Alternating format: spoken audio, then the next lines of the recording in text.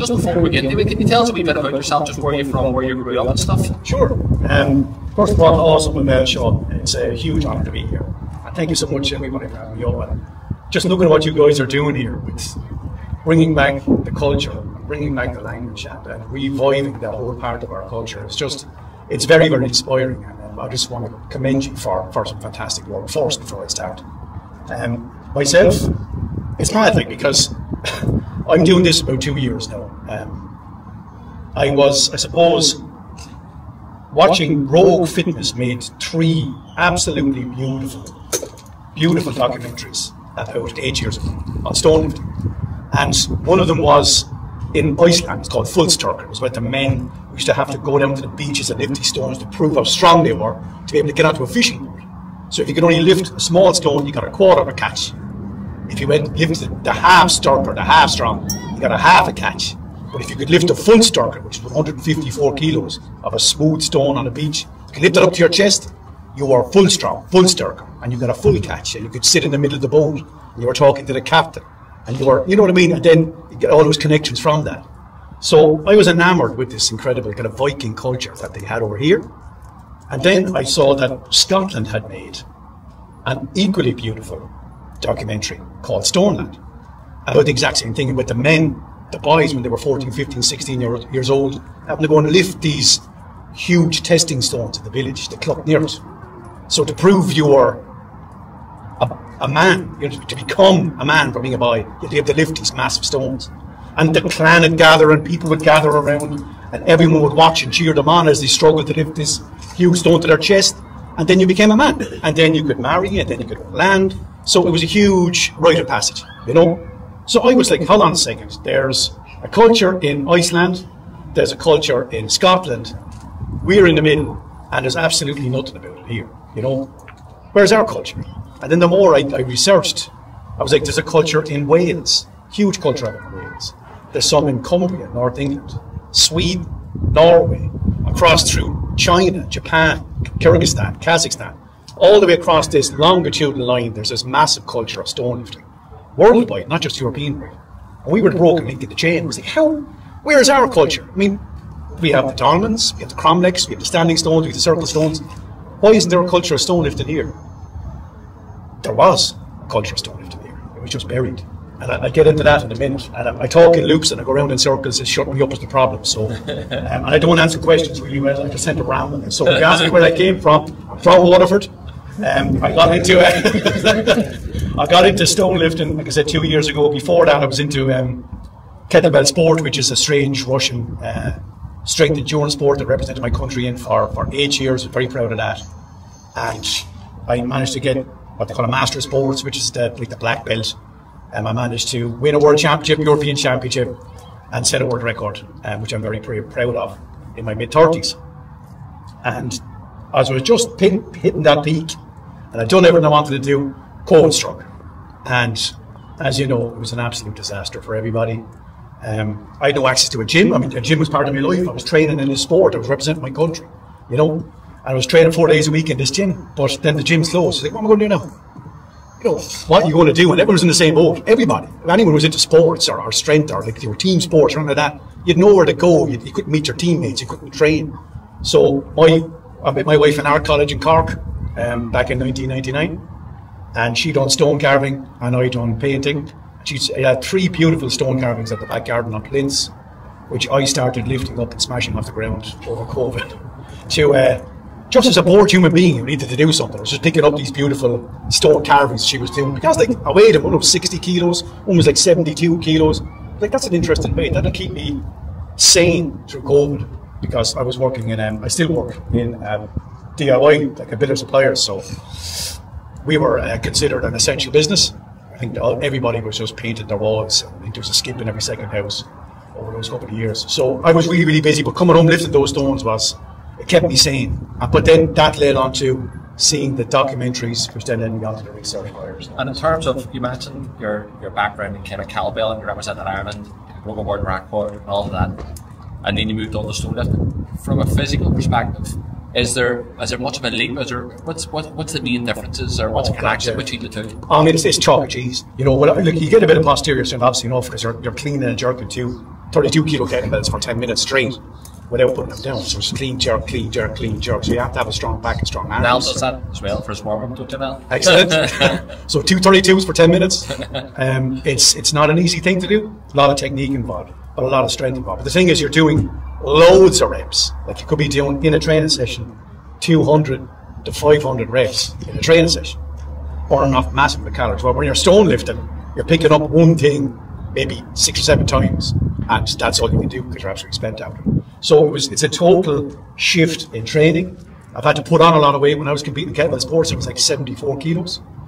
Just lean, like 6% body fat, extremely lean, just like a long distance runner, because it's endurance weightlifting, you know. So then I've had to put on all this weight that I've lost over the past 2 years, because like mass moves mass. You have to be able to be strong enough to pick something up. So I put on a lot of weight. So it has been a shift, but it's been really interesting to see how your body can react to stimulus. Like, I'm like 45 years old, I'm not a young man, but I can still turn to this kind of training and get to a pretty decent level in a pretty short space of time, which goes to show you that your body adapts to work as long as you put the work in right. You know? So I had referenced there at the beginning, David, the Linn story, the stone, and I remember reading that, and it's an amazing story, but it's not immediately clear that he's referencing something that was part of the fabric of Irish culture and mythology and at the time. You think it's kind of a unique one-off story about a one-off person, and then obviously through the work that you've done and drawing the dots and connecting the dots between that story and countless other stories that you've uncovered, and then now you're running and lifting those stones and stuff. Can you tell us how that kind of journey, how you went from destroying your waves, beautiful and hard-work on her back, to actually discovering this long-lost tradition in this in Ireland? So when I heard about like I was saying with the Scottish culture, I just got an answer. It was like, they are Gaelic cousins, you know, they're literally like 11 miles from here. So it's like, I have to go and see these stones. I was just blown away by the thought of the culture behind it. So I went to Scotland and I travelled around there for 3 days, and I lifted, it was like 16 of the lifting stones in 2.5 days. And the stone that I fell in love with was a stone over there called the Fianna stone. So they call it the Fianna stone. So they said that this particular stone in Glenlyon in Scotland. Is that our Fianna? Yeah. The Fianna Fianna? Yeah. Yeah. You know, it's amazing. So they said this stone was lifted by members of the Fianna to become a Fianna warrior. So it said you had to be strong enough to lift this stone to your chest and walk it to a plinth. You had to be able to run under a sword held at chest height without breaking stride. You had to be able to broad jump that into your kit to become a part of this Scottish warrior culture, right? They call it the Fianna over there. So it's like, you telling me that there's a stone in Glenlyon that is attributed to the Fianna to be after lifting it up, and it's been lying there for 1,500 years plus, and it's still there. So I was like, that's like mythology. There's mythology. There's reality. You know, I gotta go see this. So over to Scotland, Glenlyon, made a beeline for Glenlyon. Saw that stone, and just the energy from it, from the place, is something that I'll never forget. It's 127 kilos. It's an awkwardly shaped stone, so you had to be able to pick it up and walk it into your kit to put it on a plinth, which I'd done. At that stage, that was the heaviest stone I'd ever lifted. And it was just this magical moment for me. So it was like, there's a Fianna stone here now. And then I was thinking back to primary school, and you're taught about Cú Chulainn, and you're taught about the Phil McCool and the Fianna and the Salmon of Knowledge, and all that stuff is going through your head.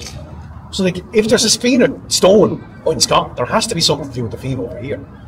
So that's when I started searching. The first thing, if you type in now into Google, stone lifting in Ireland, you just see pictures of me, right? It's pictures of me, podcasts, lifting stones on the telly. But 2.5 years ago, there was absolutely nothing. So I just typed in stone lifting in Ireland, I got nothing, absolutely nothing. Except one reference to a professor at Ulster University called Conor Heffin. And he wrote about the story that you said, he said, there's a story about a lifting stone and an Irish man. It's just a story that Liam wrote, and we don't know if it's true or not, but it's a beautiful story.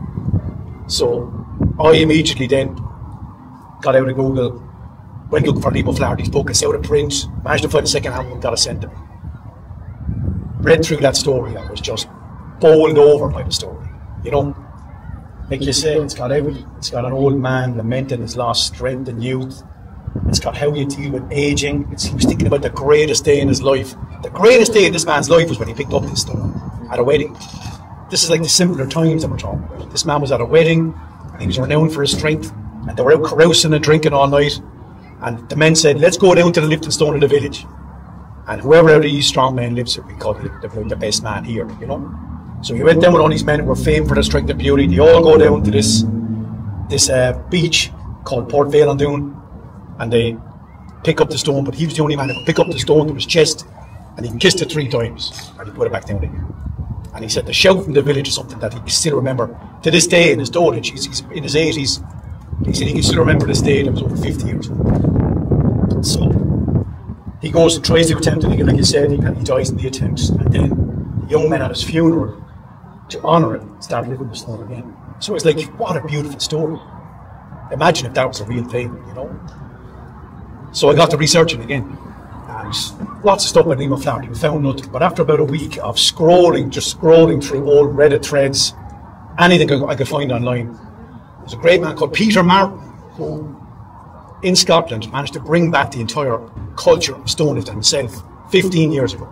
15 years ago there was only 2 known lifting stones in Scotland. 2, the Dinny stones, which I'm sure a lot of people know, and the Inver stone. Peter Martin, through his own research, managed to bring back another 33 before he died in about 2016. So, but he was talking to an island on a Reddit. He was like, does anybody know of the stone in Inishmore, blah, blah, blah, Liam O'Flaherty? An islander living on Inishmore came back to him and said, my name is Fiona. I live in Gortnacott, which is a village on the east coast.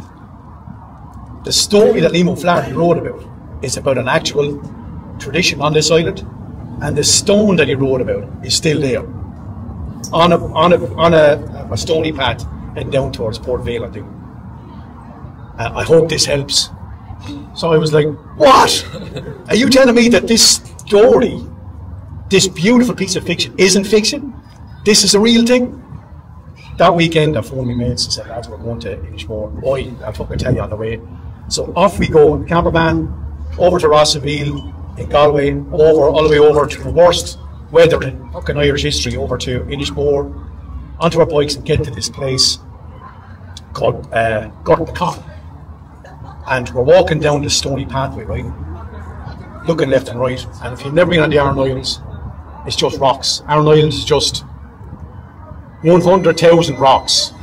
There's just stones. The island is just the bones of the earth. There's just stones everywhere. You're like, how am I going to know which stone is the stone in the story?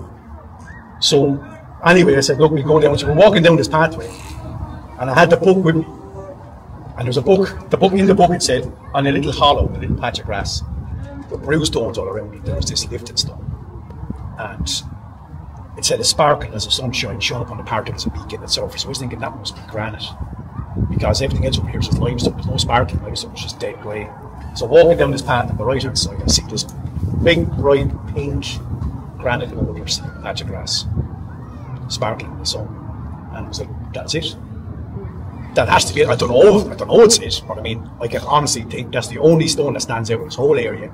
It's rounded, it looks like a little stone, a little plinth beside it, and I was like, that's it. So I didn't know then. I tried to get a lift on it, I couldn't lift on it, actually way too big.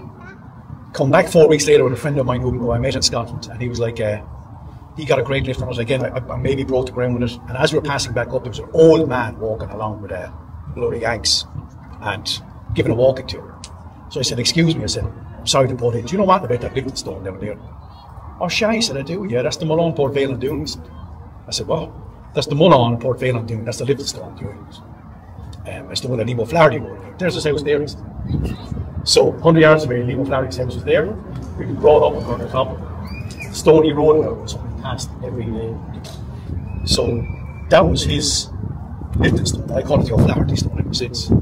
But the name of it is Mullan. And Mullan means round granite boulder. Like they've like 50 words for stone. Yeah. Like Mullan, Bowley, or you know what I mean? Everything Mullan. But this was the lifting stone, and to get verification from the islander, let's say that's the Liam O'Flaherty stone. It was magic. I mean, there's nothing short of pure magic. It's not a story, it's reality. It's not reality, it's there. And I managed to find it in the field of 100,000 stones. And there it is. And ever since then, it's just been rolling on. from that. That was the first one found. And that was the one that Blind Boy contacted me with, actually, when I went on to his podcast. He was just blown away that there was like, I can't believe that thing's real, you know. I know Liam O'Flaherty, I've read all his stories. So you're telling me that's a real thing? No, it's a real thing, it's there, it's a living stone. It's a culture going like back in time immemorial, you know. The stones don't go away. Everything else perishes, but the exactly. stones remain. And the stories. Yeah, and so we were saying that's incredible. You found that actual stone. You didn't get a lift in your first. Oh, did you go back at any point? I did. I went back a month later. Like I got what they call the Guay and the wind under it. Liam O'Flaherty described it beautifully. He said, if you could get, it's a great day in any young man's life when you can get the wind under the stone, which I think is a beautiful poetic reference to just getting the stone off the ground. If you get the Guay or the free wind under it, that's a valid lift. The next stage is, if you could get it to your lap, you are like a champion and an equal of the best, and people talk to you. So like that's class. And then I said, but the final stage, if you could pick it up to your chest, you were a phenomenon of strength, and you were spoken of with honour and for generations to come, everyone knew your name, you know. So I just thought those 3 stages of manhood were fascinating. So like I did manage to get the wind under it on my second attempt at one, but like I said, we weighed it and it weighed 171.2 kilos, which is a big weight. You know, I mean, you think 170 kilos on a barbell is tough enough, but that's a calibrated barbell. It's ergonomic. It's meant to be lifted. You know, you got knurling, you're inside, you chalk, you've built up, you've warmed up. You go to a stone, it's a stone on the fucking ground. You know what I mean? You just got to be able to get your hands under it with very little armour and pick that thing up. So it's a different level of strength again. So, but when I saw my friend Jamie who's a monster of a man, big power lifter, he managed to pick that stone into his chest. I was like, if he can do it, so I just got trained mad, just went obsessive training 3-4 days a week, lifting stones up in that garden. And I got invited back, which was one of the greatest, like talking about one of the greatest days of my life. The Liam O'Flaherty Society invited me back last July to lift the stone and to read the story of the stone, not the stone itself. And some of Liam's great grandkids were there, and talk about a full circle moment. I mean, getting emotional thinking of it. We went down to this stone, and I was thinking there might be 10, 15 people turn up. There was about 150 people turned up. There was 4 film crews, 2 documentary teams, RT, TG Cahar, and Nationwide came over after hearing about this story. So it turned out there was like 4 or 5 film crews with boom mics and cameras, and a load of the Islanders turned up because they obviously didn't know Liam, and everyone from Cork came up. And they all stood around, and this young man came up and he read the story of the stone, at the stone itself. And when you're sitting there reading that story, you're immersed in the story then. You know, you are the stone, you know. You're sitting there, he's talking about the sparkling, the meek in the stone, we're looking at it sparkling in the sun. He's talking about the landscape, the stones, the sea, Doonengus at the top of the hill. And you're in the stone and you're looking around and you're seeing all this. It was just this magical kind of art meets life kind of full circle, you know. And then a young woman came up and read the stone on Scoilga, which was absolutely beautiful. And then I managed to, then I was like, now David, go up and lift the stone. So I'm sitting down there for 20 minutes, like dreaming, thinking about this, trying to keep the emotions in it the whole day. My dad was there, my wife was there, and I was like, now David's going to lift the stone. So they just get up, shake out your legs, and try and pick up around 171 kilo granite ball, you know. So the very first time I got maybe about 6-8 inches off the ground, but that wasn't enough. That was just like a warm up. So then I said, look, just give me a cheer. So everyone cheering you on, got that stone up to my lap, and kind of half stood up with it, which was just the most amazing feeling. And the roar from the Islanders when they got up to your lap, there was just this roar came out of everybody. And like the old man in the story said, he'll never forget that for as long as he lives, and I'll never forget it either. It was just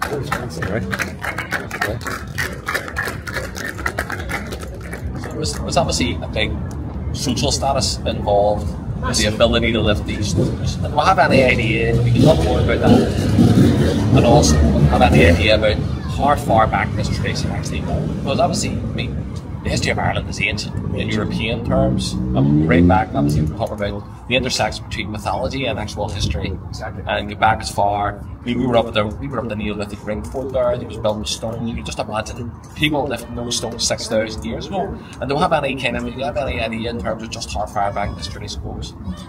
Well, I mean, some of the stories they go back through our mythologies. You know, I mean, you think of Oisin coming back from Tíre. I mean, Oisin, how did Oisin die? Yeah. Oisin lived with the stone on his horse. He couldn't touch the ground. But what were the men doing at the crossroads? They were lifting the stone. Oisin was renowned for stone lifting in mythology, so he tried to lift the stone. The bridle broke and he fell off the horse. But that's in our mythologies. I mean, I've been reading like the Tom O'Goyle, and been reading through all our ancient mythologies recently, because we got getting into Irish culture more through this. Yeah. And stone lifting and stone throwing is part of all of that mythology. It's part of all, you know. So, an actual tangible stone I found one, and the two of the most amazing stones and stories I found. I mean, the Leis Flaherty one is just special. But the two stones I found in the north, I found one in Maghera, just over there by Derry, and I found one in County Tyrone. And they have mythological ties to them. The one in Tyrone, I start with that, it's called the Scalp Stone. It was lifted in Scalp Hill, and it was lifted on the feast of Lunacy, right? So Lunacy is the 1st of August. So lúthchuid would be Lúth's assembly. Yeah. So this stone was lifted at lúthchuid, right? So it was lifted to honour the god Lugh, and it was lifted at the Béarla festivals. Sorry, excuse me, the Lunacy festivals. And they go back pre-Christian in Ireland. And they said that the men used to come, the villagers that ascend this hilltop called Scalp Hill. There was a kind of a bold hill. You come up, it's like a natural amphitheatre. You come down into it, and there was in the middle of the bowl is this scalp stone that was only lifted on this day, right? So, but they said they'd have singing, dancing, they'd light fires, there would be matchmaking, there would be running, leaping, feats of strength. But the highlight of the day was to lift the scalp stone. Lifting the scalp stone was to honour the god Lugh. So I mean, how far back is that? Way back. The last time it was lifted was in the 1940s, and no one had lifted it since. But they heard me on Blind By.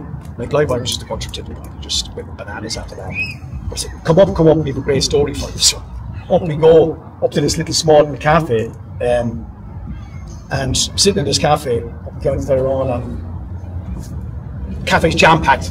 Packed with people. I was like, Jesus, this place is so busy this Saturday morning. Loads of people here. So this guy I met, the Dearwood comes in, he's like, well, David, how you going? I said, I'm going great, thanks for having me up. Jesus said, this place is busy. Yeah, they're all here to see you, he said. So this is the guy, and I was like, yeah. I was like, can we come up with you to watch? So the whole village came up the side of this fucking mountain. Scalp Hill, everyone ringing around the amphitheatre looking down. And myself, and I invited my friend Jamie over from Scotland, we both lifted that stone up. Now, they have a great story with the lifting of it, called it Smigay. So obviously Smigay, chin it. If you could chin the stone, which means if you could pick that stone up, touch it off your chin, you were a legend. If you could get it off the ground, you were like a hero, but if you could get it to your chin, you were a legend. It was known as Smigay, that stone, in about 80 years. So thankfully myself and my Jamie done that.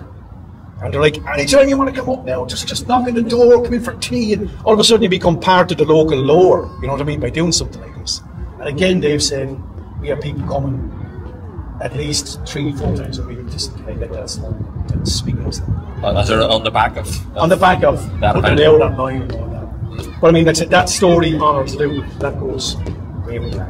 And you were saying, David, we're chatting earlier about the fact that because you've been putting these videos out, your stories out, there's so many people in contact and just saying that somebody's on his way back tomorrow, he's calling into Louth, somebody in touch there about a stone, it was an old lifting stone.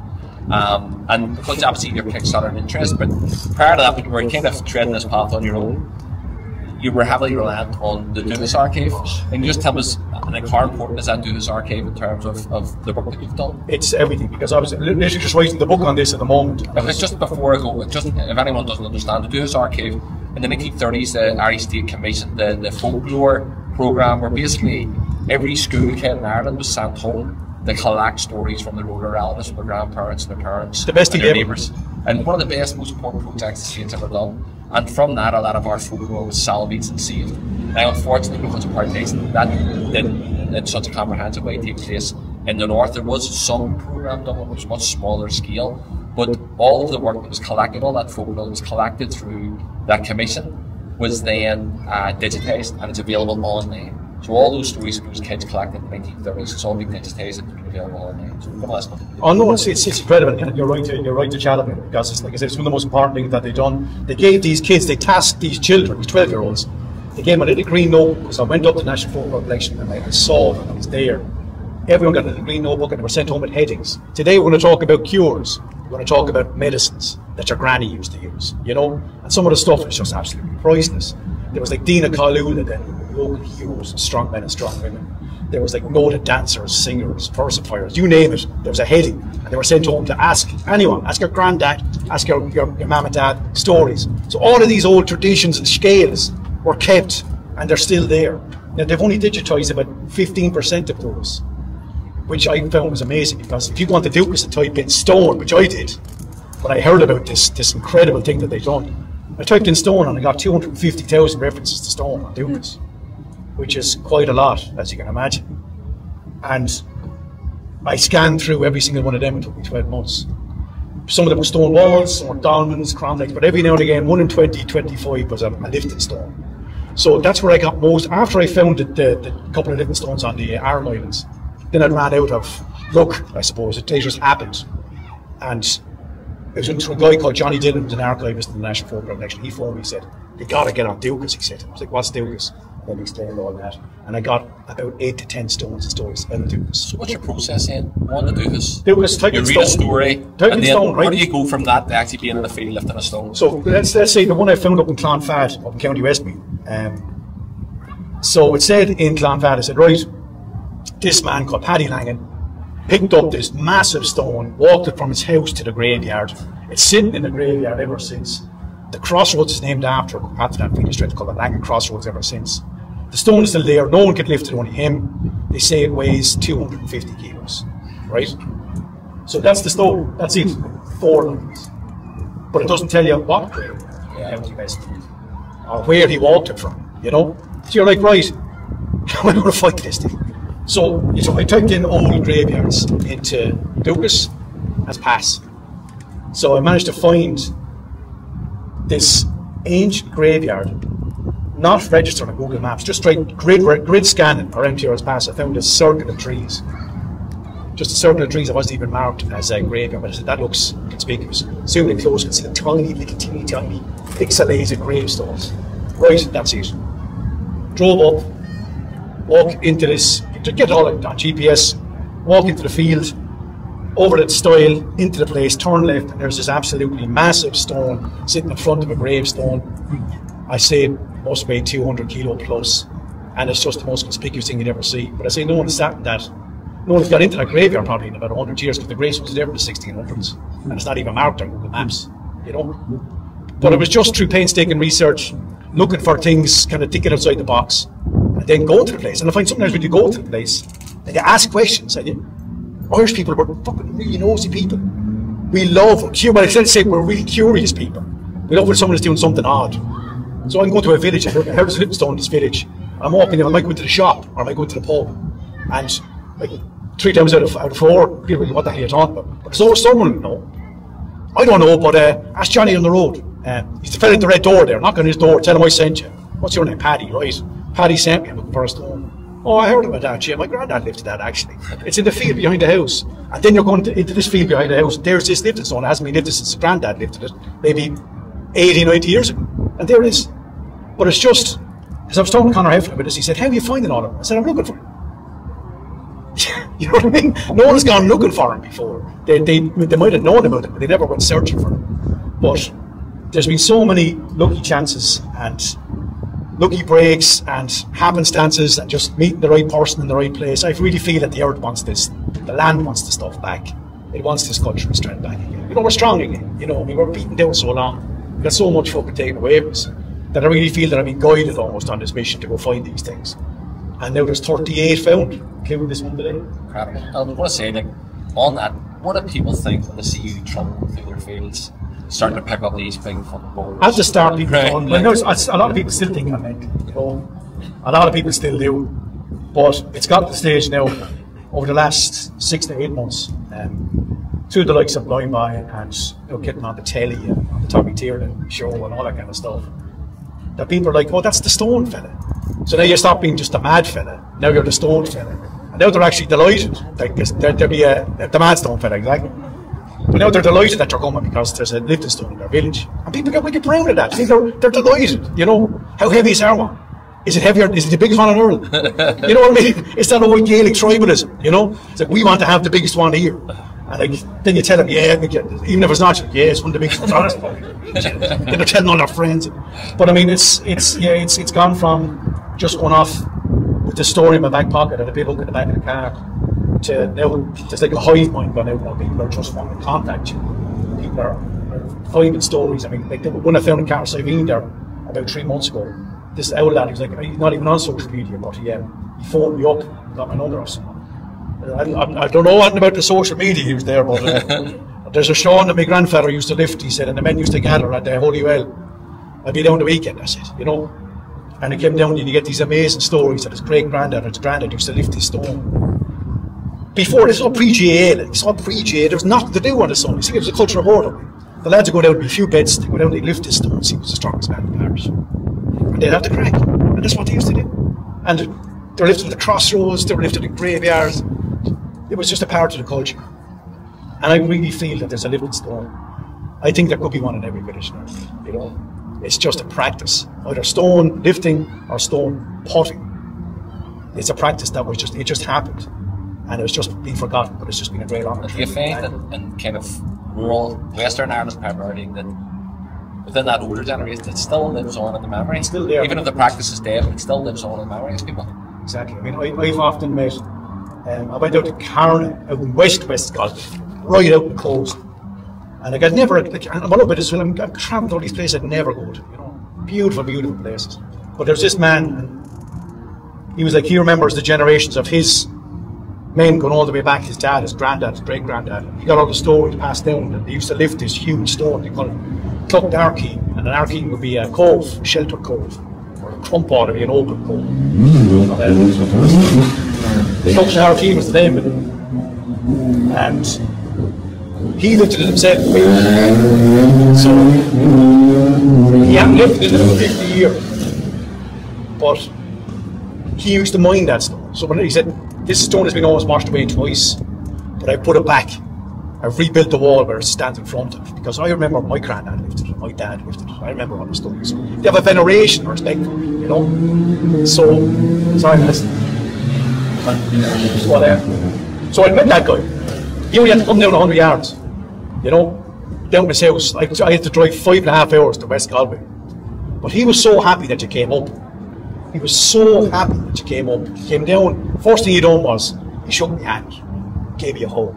Massive man, Connemara man, like 6'5", huge big hands. And you're there like a little leprechaun in front of me. You know what I mean? I'm only 5'9". And you're like, thanks for coming up, and you know, you're keeping my family's history alive. So after about 4 or 5 attempts, because that stone weighs 190 kilos, which is monstrous, the lift was just to get the wind under. I got it up about maybe 3 inches off the ground. And the cheers, and again, before I lifted, he was calling all his mates, and he was telling all his friends, some of his neighbours, come down. Then all of a sudden there's 30 people around. Then I saw Garda camp. I was like, oh fuck, I'm in trouble. They wanted to have a look. They hopped out. So they was gathered around, and there was kids there, with dogs milling around. And then you lifted, and it was like big cheers, big hugs, people taking photographs with the stone. And now there's lads going to lift it again because you put it up online. You know, there's lads from the area going to lift it. And you're bringing a culture that was just the embers of it was all that was left. But you're bringing the culture back. And now it is back. And now there's people going to lift these things every day of the week. I just got to, before I started this chat, I got to lift a message from 2 guys lifting stones down in Limerick again with that poor farmer. I got it just now, these guys are going lifting it. I think people want, ever since COVID, have you felt that? I know I felt that. Ever since COVID, there's a need to get back in touch with your roots again. People are getting back in contact with their culture. People want to get back in contact with their language. They want to get back in contact with their mythologies. And the fact that you're doing something that's so innately interesting, you know, it ticks a lot of boxes. History, archaeology, mythology, strength training, you know, lads just flock to this. They're like, this is really cool. And women, don't get me wrong. There's women's lifting stones, there's at least 3 of them I've found. There were women's lifting stones as well. I'll get into that in a minute. It's incredible. Where they at? Yeah. And with, like, obviously, no matter where it's back we're talking about this would have been kind of the highlight of people's weeks and stuff. And now, in terms of physical training, particularly in cities, more and more people are going to the gym and they're different weights in the gym and stuff. And people do it for different reasons, mental health benefits and everything else accrued. Was in terms of the stone lifting traditionally in Ireland, was the sole purpose around a feat of strength, or did it serve other purposes? Was it, you'd mentioned in Íoslainn around facing quotas and stuff? Yeah. Was there anything around the kind of vocations in Ireland, or for particular jobs, or particular things? Good question. And there is one called Tashdal na Cloch over on Englishman, which is the stonemason's test. And to be a stonemason in Englishman, there's this specific big lump of granite that you have to lift up onto a dry stone wall. So that was the job interview. If you could lift it, you're strong enough. You got the job. If you couldn't lift it, you weren't. Come back next year. You know? So that was the job interview, and that's still there. I managed to lift that there about 3 or 4 months ago. So I can now technically become a stonemason in Englishman. But they were given £1 for every 100 feet that they built in the stones. Stone walls. £1 that was told. Back in the day. And you had mentioned in the Duhas Arcade, you take in stone 250,000 references. You mentioned some of them. Obviously, we're talking on the mountain there. We have Albain on the mountain, the standing stones. Yeah. And Albain in Irish mythology are very important. That's where Cosúil was tied to Albain to make his last stand against feadh. For 3 days, he was there. You located again that Albain. Found that stone, found the cloch of Faramore, it's called, stone in the Big Man. And that's in County Louth. I don't know if you visited it. If you haven't, it's there. It's the stone that Poirt died at through mythology. So that's there. So again, that's in the field, what they call the field of slaughter, just off the motorway in County Louth. And you can go put your hands on the stone where Poirt died. So Poirt's body was at that stone. So again, mythology, we had it.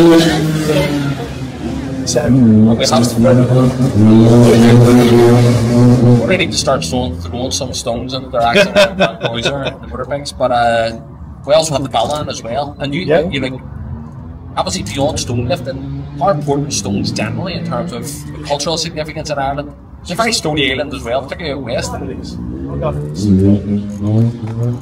The Bullons were magical. Bullons were kind of conduits to deities, weren't they? Even before the Christians claimed them as holy water fonts, holy water stoops. The Bullons were conduits to the likes of like Crown Crow and all these ancient gods. And the waters in them were meant to be magical water. So I mean, even still to this day, you can go, some of these are cures for headaches, the water. Some of the water is a cure for eye pain. Some of them are a cure for warts. And they're still going. You can still go to these places, especially in the west of Ireland, and they're still venerated. And I remember my granny saying something to me about one in Waterford that, you know, I used to have warts on my fingers as a kid. She sent me to the Bulla. Go to the Bulla, you know, and dip your fingers in it. Whether it was, I don't know, placebo effect or whatever, 2 days later, they were gone there. But all these things are around pre-Christian. I mean, Christianity came into through a very thin veil over all of these things. Our holy wells. Put a cross on them. Put a cross on them, you know. I mean, oh God, the stone I found up in County Cavan called the Flag of Den. The Flag of Den was a pagan druidic stone that was called a coursing stone. You've heard of coursing stones in Ireland.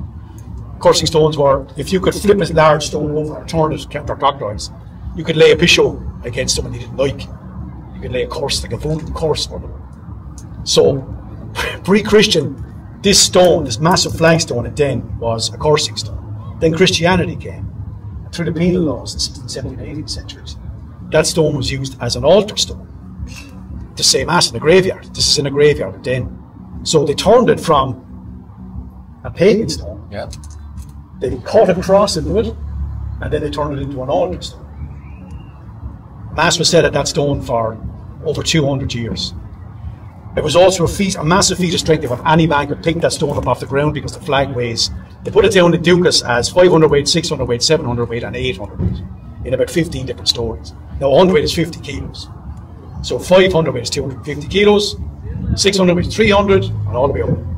So I went and found this stone, which took a long time. I drove up to Den. I was like, I met an old man at a church, and I was like, do you know where the old graveyard is? I was down the road there. He said about 1.5 miles.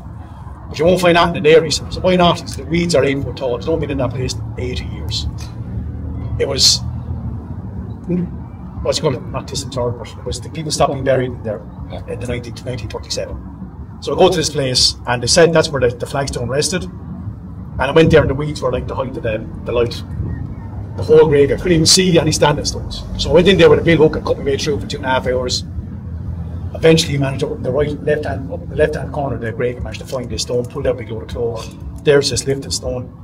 And like I said, that was a pagan stone, it was a mass stone, and it was a lifted stone. That stone has the whole history of Ireland in one stone. You know, I was thinking, this thing should be in a fucking museum, not buried up the top of the fucking graveyard, dead, you know?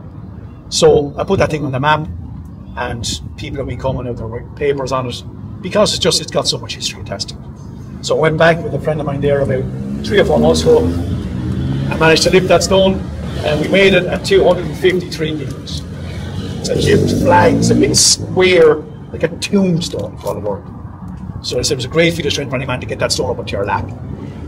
But there was a great story that a man got up into his lap, up onto his shoulder, walked to the pub with it, was bought a whiskey, drank the whiskey, walked up and put it back down again. I said, that sounds like an Irish fucking scale to me. But just to get it up to your lap was a great feat of strength. So look, I mean, like I said, the stories go all the way back. They go all the way back, pre-Christian. And these stones have been lifted sometimes for over 1,000 years. Yeah, and when we were chatting earlier, David, we were talking about the work that we're doing here around the revival of the Irish language, and very much rooted that in decolonisation, because obviously the colonial process in Ireland rendered the language and culture of this place as the chief targets of the colonisation of the island, and they were specifically targeted, which is why we're doing this work to try and revive and bring the language back to communities where it was spoken only up until very recently, 200 years, 150 years ago, until particularly the Great Hunger. So, as I said, with the work that David Keohan does, or the language rights campaign around Ciarán Mac Giolla Bhéin, we very much rooted in decolonial practice of bringing this back. Was it the same colonial factors that caused the I suppose, you know, the stone lifting tradition to go away as well? And do you root your work in kind of that same decolonial practice? Definitely. I mean, it had a massive effect. You know, I mean, there was a systematic laws put against the Irish cultures, 16th, 17th, 18th centuries, deliberately getting rid of the languages, deliberately getting rid of these other cultures. When they colonise a place, they want to take away those cultures. They take that away from them. So that had a massive part to do with it. Of course, modernisation and urbanisation had a lot to do with it as well. But the Curtain Moor was a massive factor. A lot of people died. A lot of people emigrated. A lot of stories, histories and culture left and died with.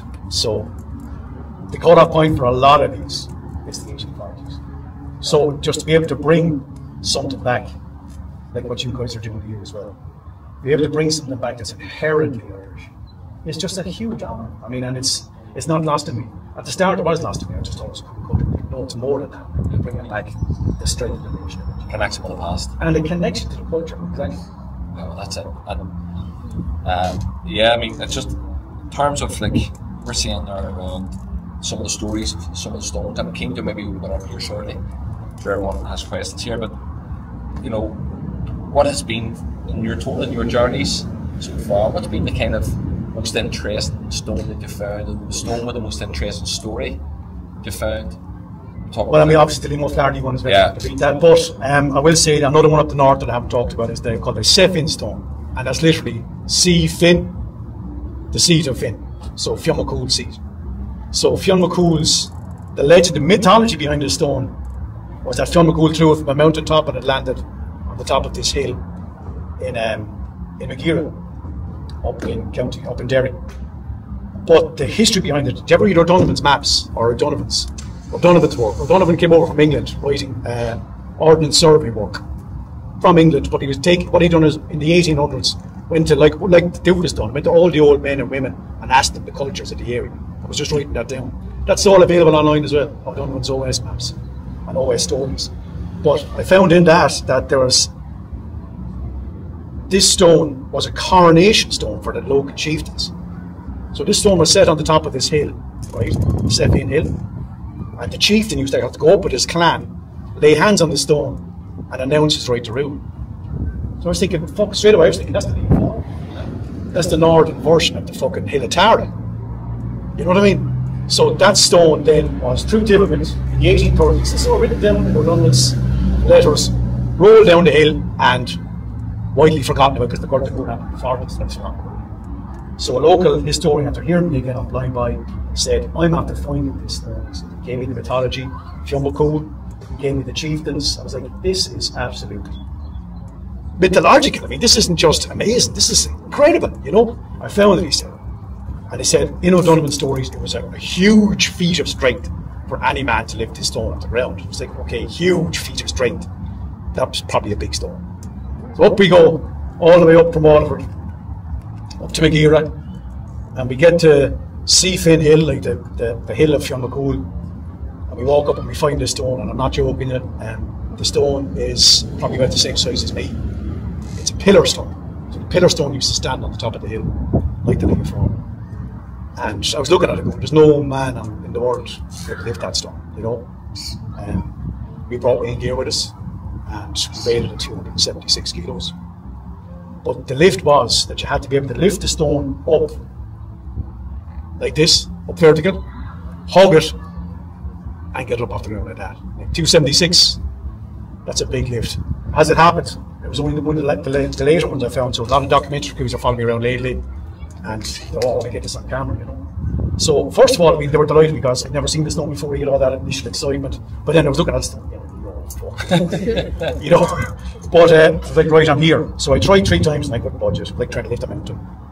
But I went off and I closed my eyes and I thought about where I was, and that day I touched Cullen Stone, Cloch far more on the way up. So I felt something come through me, went back, picked that stone up about that height off the ground, put it back down again and let it drop. The lads couldn't believe that you'd done it. I couldn't believe that I'd done it. But the price for that was, for 3 days afterward, my central nervous system shut down. I got really sick. I slept for about 20 hours the next day, on and off. It was like something came through you. You could do it, but your body wasn't able to do it. I remember Eddie Hall saying about the deadlift. Remember he said, he's hitting a 500 kilo deadlift? And he said the price to lift that was he had to think that some car was on his kids. And he was lifting that car up to save his kid's life. That's where he had to go to lift that stone. But again, he nearly died in the process. I think the same thing happened to me. Happened though, we got on camera, so that's even better. And just finally, David, you mentioned there, and you said we'll get back to it. Obviously, story so far, I suppose in the mindset of us, tradition here in Ireland, you always assume this is a very male-dominated sport. We're said about the women's lifting. So you want to just say something? Yeah, the Dukas archive. I urge you, if you've never gone to Dukas, just go into it and type in anything. You're going to get stories, pathologies, history. But the Dina Kalula are the local heroes. There's a great one called Mrs. Kildee Stone. So Mrs. Kildee, again up in Westmeath, down by the old church in Clonole, that there was a lifting stone there. So the men were out lifting it on a Sunday. There was 3 or 4 men, and Mrs. Kildee was leaning on the wall, and the lads were trying to pick up this stone, and they couldn't pick it up to their knees, you know. So she started cheering them that they were so weak. They were like, well, if you're so fucking strong, why don't you come and do it then? So she comes, picks it up to her knees, picks it up to her chest, and puts it back down again. So she bet all the men on that day. So that story was good enough that she could get into Dukas as a local hero. So she was stronger than the men on that day. So that stone was forever known as Mrs. Kildee Stone. And the 2, remember I said the one that all the people are going to in County Limerick? Yep. There's a Cloch na Far, which is 162 kilos, and there's Cloch na Man, which is 112 kilos. And I got this from the local historians, and again written in the books. And they said at the funeral games, because funeral games were a big thing here, again pre-1840s, that they, at a prominent person's funeral, they would have strength games.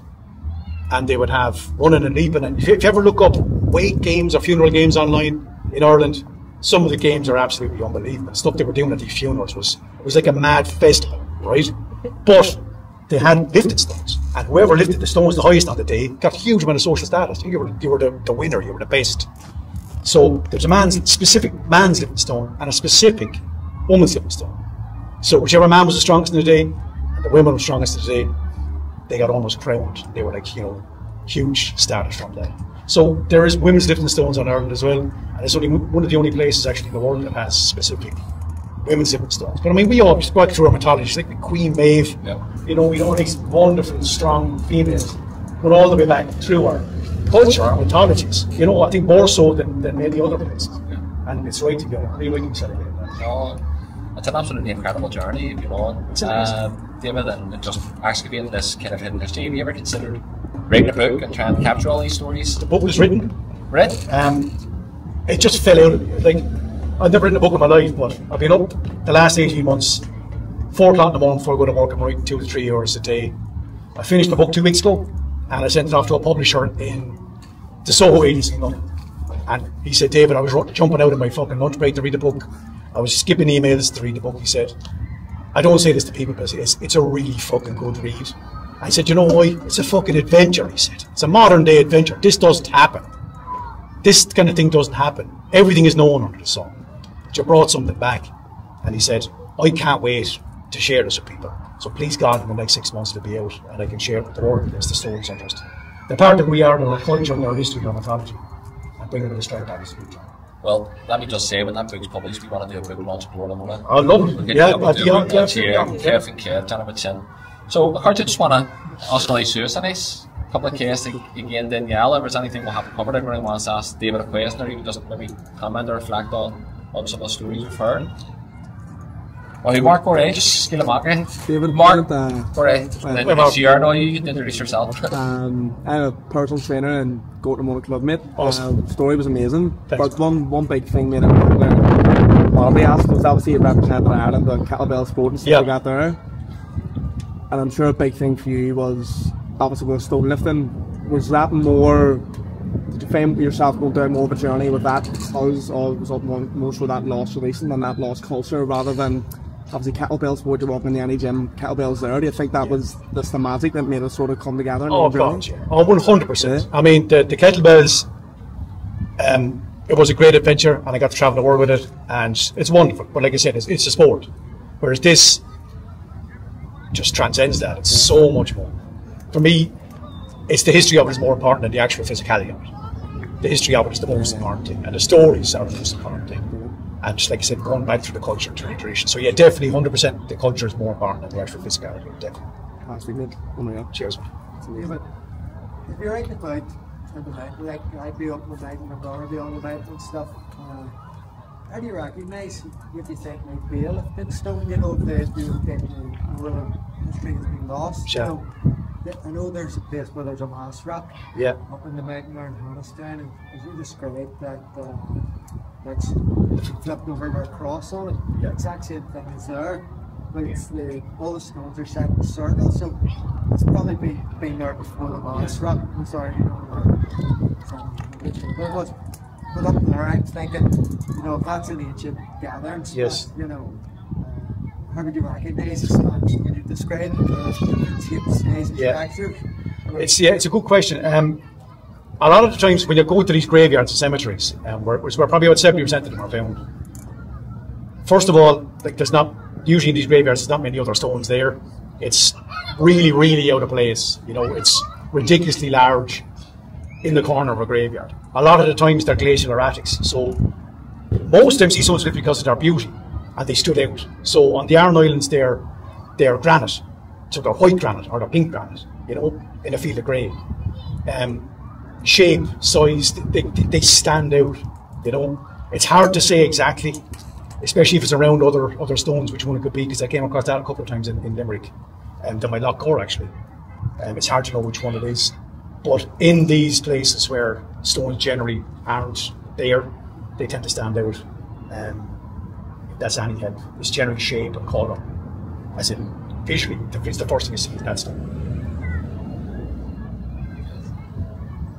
Would you see any stone as a lifting stone as a challenge? At this stage now, I'm just any stone I'm fancy. I'm even looking at that going, fuck, I think he was adding that up when he came in, not the same, he was touching that. There's a stone over in Scotland called Alistair Cannymore. It's really got that exact same shape and stuff. And like, there's a guy lifted it there 3 weeks ago. Very good. Really? Yeah. Again, just to break the ground. A big flat shield like that. Just to break off the ground, yeah. But like you said, everywhere I go now, every stone I see is like, shit, I'm going to go. Obsession. Yeah, you mentioned a map there earlier, David. Is it available online or? Yeah, I mean, there's a guy called John Rooney. He's an illustrator, and he illustrated this beautiful map of all the lifted stones found so far, and it gave him all the weights and shapes. So if you contact John, I actually have a few myself at home, so if you only just message me, I can send John one. No problem at all. They're beautiful pieces of art, even, you know. He's done a gorgeous job illustrating the whole of Ireland, and all the stones have the GPS locations, the weights, the names, and where they are in Ireland, you know. So it's just it's a lovely things like, oh yeah, I did that, you know. But it looks beautiful, so give me a shout, no problem. And there's still much more obviously to be added as well. So that's the thing, I might have to give it a sticker book and just put them on. Yeah, like I said, there's one tomorrow. Yeah, that's right. No. One tomorrow in Louth. Used to be lifted at the Pattern Days. Got a call 2 days before I came up here. One in Louth. I said, just what happens? I'm going to Belfast the weekend, so I'll meet you on the way down tomorrow. So, new lifting stone tomorrow found in Louth. And then I'm heading across to Cavan because there's another stone in that graveyard then that I was told I was lifted as well. So please God, I'll have another 2 lifting stones at the end of the weekend. It's just rolling on. You know? Made a few more disables. Start covering this one. That's it, the apostles. Yeah. That's it. Caint Béarla, Carty, and Daniela, Geary, anyone else want to ask any questions? Or?